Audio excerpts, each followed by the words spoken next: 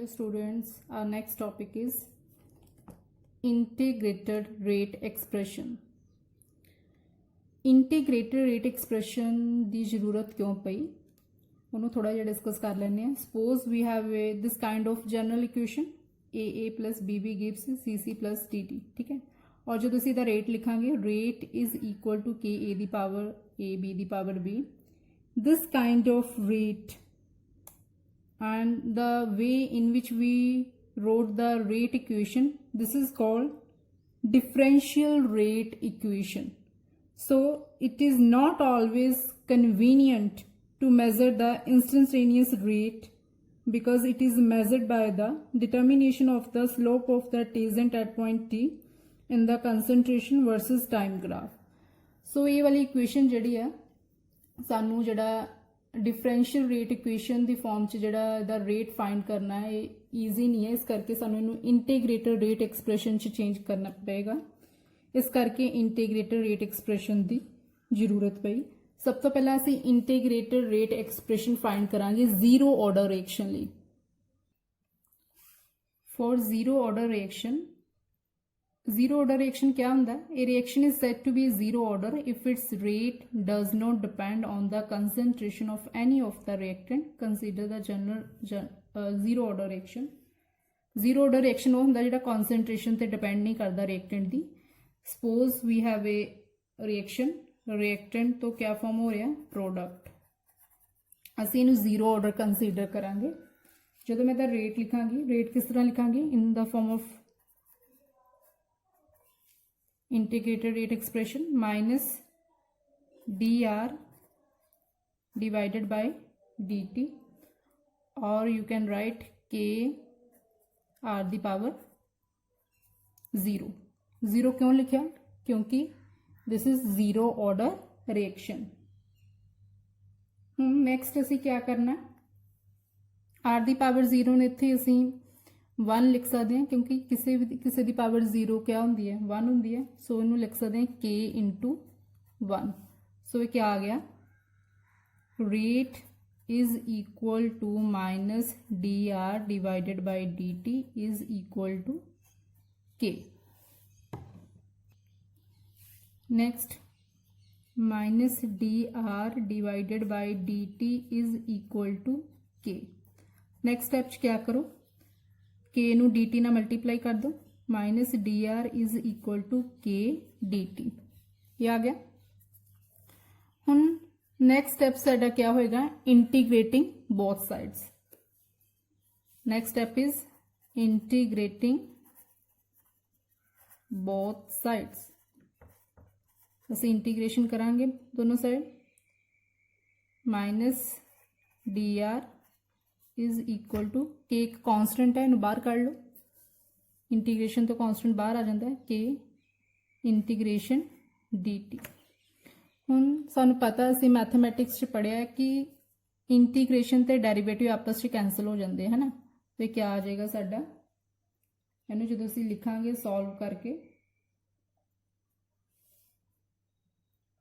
क्या आ जाएगा? R minus R is equal to K. D T की इंटीग्रेशन क्या होंगी है? टी प्लस सम कॉन्स्टेंट आई. ठीक है, जो असी डी टी की इंटीग्रेशन करांगे टी आ जाएगा प्लस कॉन्स्टेंट आएगा. हुण असी क्या करांगे? नेक्स्ट हुण असी आई एक कॉन्स्टेंट है, दी वैल्यू फाइंड करांगे by putting t is equal to 0 and r is equal to r naught. ਅਸੀਂ इत्थे अज्यूम करांगे कि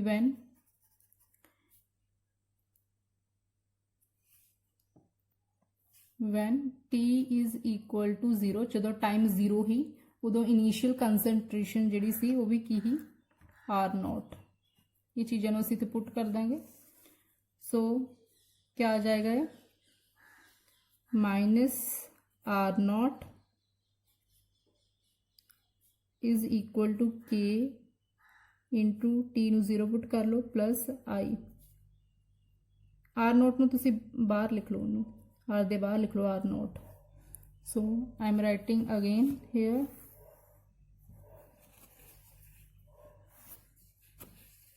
सो ये आ गया साडा R naught is equal to K into 0 plus I, ये 0 हो गया साडा और I की वैल्यू क्या आ गई माइनस R naught। इसे I की वैल्यू नू असी अगेन ये वाली इक्वेशन जिस साडा I आया सी, इक्वेशन नंबर 1 मान लो, जिस साडा I आया सी इहदे विच ही पुट करांगे असी। तो पुट करो minus R is equal to K T और I की वैल्यू क्या आई बेटा माइनस R नॉट। हुण असी क्या करांगे, असी जीरो ऑर्डर रिएक्शन लिए के की वैल्यू फाइंड करनी है। इंटीग्रेटेड रेट का एक्सप्रैशन का मतलब ही है असी के फाइंड करना है। दैन असी आर वाली टर्म्स नू एक साइड ते कर देंगे और के नू एक साइड ते कर देंगे। सो ये क्या आ जाएगा, आर नोट इधर ले जाओ minus R, a minus R naught left hand side जाके क्या हो गया plus the R naught is equal to K T. Plus वाले नू अगे लिख लो और माइनस वाले ने पिछे। सो आर नोट प्लस का मैं अगे लिख लिया, माइनस का आर पिछे लिख लिया, is equal to K T. के की वैल्यू फाइंड कर लो, क्या के क्या आ जाएगा r naught minus r divided by t. So this is the expression of integrated rate for zero order reaction. So जो भी जीरो ऑर्डर रिएक्शन का कोई भी न्यूमेरिकल आएगा तुसी ये वाला फॉर्मूला जिहड़ा अप्लाई करना है रेट कांस्टेंट कड्डन लगे।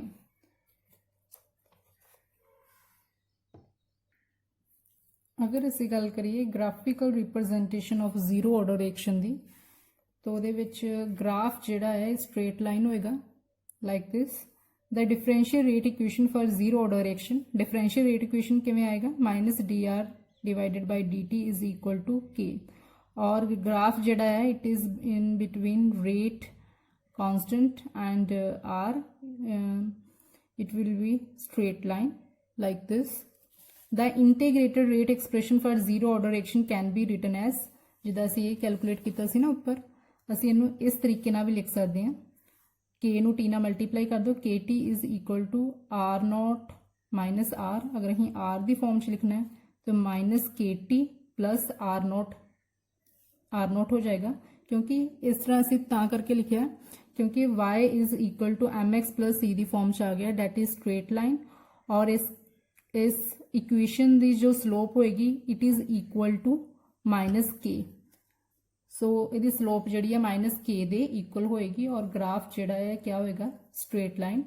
अगर तुहानू किसी भी MCQ क्वेश्चन के इदां दे 3-4 ग्राफ दिते होण और तुहानू कहा जाए कि दसो ये जीरो ऑर्डर रिएक्शन का ग्राफ किहड़ा, और तुसी की चैक करना है कि जिहड़ा जीरो ऑर्डर रिएक्शन का ग्राफ है ऑलवेज क्या हुंदा है स्ट्रेट लाइन, क्योंकि ये सेम सारे के की वैल्यू सेम आती है, सेम आन करके जी है स्ट्रेट लाइन हुंदा horizontal. So this is the graph of zero order reaction. अगर असी कॉन्सनट्रेशन और टाइम दे विच ग्राफ देखिए और ग्राफ इस तरह का होएगा, ये भी स्ट्रेट लाइन ही होएगा और ये जी ये लाइन है slope of the line is equal to minus K दे इक्वल होएगा, और जिथे मीट कर रहा है जिथों स्टार्ट हो रहा है that is equal to intercept. Intercept किहदे इक्वल होएगा आर नोट की वैल्यू सानू इंटरसैप्ट देगी और स्लोप किद्दां असीं कड्डांगे it is equal to minus k. This is the graph between concentration and time. अगर असी रेट ते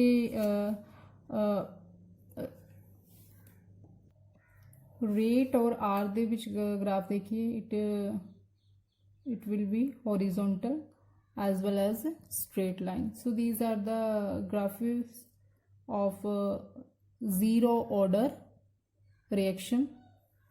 सो ये ग्राफ भी इंपॉर्टेंट ने, सानू पता होना चाहिए कि अगर साडा ग्राफ कॉन्सनट्रेशन टाइम दे विच है वो इदां दा आएगा, इदां दा उहदी रीडिंग्स आउणगियां। अगर साडा ग्राफ रेट और रेट कांस्टेंट दे विच है it become horizontal as well as straight line. So this is all about zero order reaction.